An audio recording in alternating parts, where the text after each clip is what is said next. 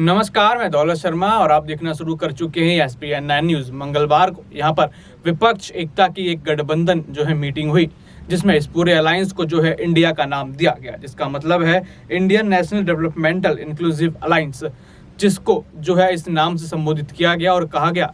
और इसके बाद से ट्रेंड होने लगा कि अब 2024 चुनाव में इंडिया वर्सेस एनडीए का खेल देखा जाएगा। लेकिन इस पूरे इंडिया नाम दिया गया है, उसकी स्टोरी देखी जाए तो काफ़ी दिलचस्प है। यहाँ पर मीटिंग से पहले भी विचार हुआ, एक रात पहले जो डिनर हुआ था जिसपे सबको कॉल करके बुलाया गया, उसमें पहले ही कहा था कि यहाँ पे नाम डिसाइड कर लिया जाए, जो नाम लोगों के बीच ज़्यादा फैले, क्योंकि यहाँ पर ऐसा नाम दिया जाना था जो लोगों के बीच चर्चित रहे और यहाँ पे डिफाइन भी हो सके कि आखिर ये अलायंस क्यों किया गया है। और इसका नाम देखा जाए तो जो रिपोर्ट है उस अनुसार ममता बनर्जी ने इंडिया नाम सजेस्ट किया था और इसमें सबसे बड़ी भूमिका ममता बनर्जी की दिखाई दे रही है। उसके बाद राहुल गांधी ने इस पर हामी भरी और उसके बाद जब इसको सबके सामने डिस्कस किया गया तो सबने यहाँ पर अपने रजामंदी दी और इस पूरे अलायंस का नाम इंडिया रखा गया। और अब यहाँ देखा जा रहा है कि 26 पार्टियां इस पूरे अलायंस में है और उन 26 पार्टियों में देखें तो सीएम ममता बनर्जी, सीएम अरविंद केजरीवाल, राहुल गांधी कर्नाटक के सीएम और लालू प्रसाद यादव, नीतीश कुमार जो बिहार के सीएम हैं, ऐसे कई बड़े नेता हैं जो अपने राज्यों में बड़ा दबदबा रखते हैं और अभी उस राज्य के शासन में भी हैं। तो देखा जाए ये जो इंडिया अलायंस है कहीं ना कहीं एनडीए के ऊपर भारी पड़ता हुआ नजर आ रहा है, जिसकी साफ बेचैनी यहाँ पर प्रधानमंत्री नरेंद्र मोदी के चेहरे पर भी दिखाई दे रही है। उन्होंने एक सरकारी कार्यक्रम किया और सरकारी कार्यक्रम में उन्होंने बात की राजनीति की, जहाँ खुद प्रधानमंत्री नरेंद्र मोदी लोगों को सिखाते हैं कि जहां बात होनी चाहिए उनको वो करनी चाहिए, क्योंकि लोग जो प्रधानमंत्री खुद कहते हैं कि लोग झूठ बोलते हैं, लोग यहाँ भ्रष्टाचार करते हैं, परिवारवाद करते हैं। लेकिन एनडीए में भी देखा जाए कई सारे दल ऐसे हैं जो परिवारवाद की उपज है, जिनके ऊपर भ्रष्टाचार के कई आरोप हैं।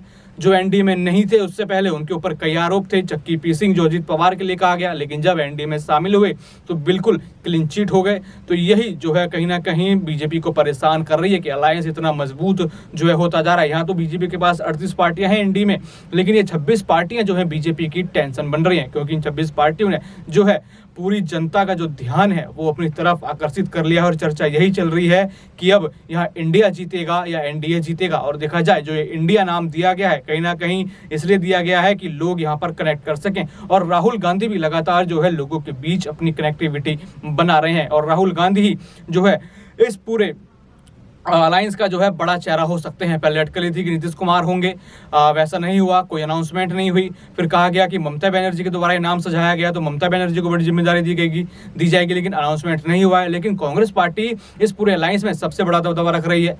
पहले इसकी शुरुआत नीतीश कुमार ने की थी, लेकिन फिर सोनिया गांधी ने प्रमुखता से इसके ऊपर पूरा काम किया। 17 जुलाई को डिनर हुआ और 18 जुलाई को मीटिंग हुई, जिसमें सोनिया गांधी प्रमुखता से देखी, राहुल गांधी सबसे मिलते हुए नजर आए। जब गेस्ट आ रहे तो राहुल गांधी ने रिसीव करते हुए नजर आते हैं। तो देखा जाए यहाँ पे राहुल गांधी के ऊपर बड़ा दाव इस पूरे अलायंस में खेला जा सकता है। और राहुल गांधी से बीजेपी कहीं ना कहीं पूरी तरीके से परेशान आ गई है, क्योंकि जिस तहत उनकी संसद सदस्य छीनी गई और रोका गया कि वो चुनाव ना लड़ सकें, लेकिन ये अलायंस कहीं ना कहीं राहुल की मदद करेगा और राहुल गांधी यहाँ पर बीजेपी पर अब और भारी पड़ते हुए नजर आएंगे, क्योंकि भारत जोड़ो यात्रा से राहुल गांधी ने अपनी छवि पूरी विपरीत कर ली है। जहां उनको कई अलग अलग नामों से पुकारा जाता था, जहां देखा जाता था कि लोगों के बीच छवि राहुल गांधी की कुछ खास नहीं थी, लेकिन अब राहुल गांधी ने अपनी छवि भारत जोड़ो यात्रा से पूरी तरीके से बदल दी है। और यही उनकी तरफ से आस लगाई जा रही है, जैसा कि उन्होंने अपने बयानों में भी कहा है कि कांग्रेस अब 2024 में आप लोगों को सरप्राइज करेगी। और अब देखना होगा कि 2024 में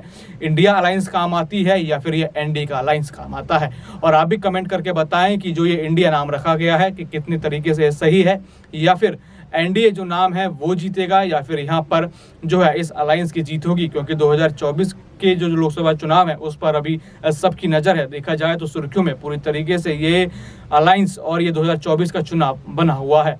तो आप भी कमेंट करके अपनी प्रतिक्रिया दें कि आखिर आपको ये पूरा नाम कितना पसंद आया और 2024 में जो सत्ता है वो किसके हाथ होगी।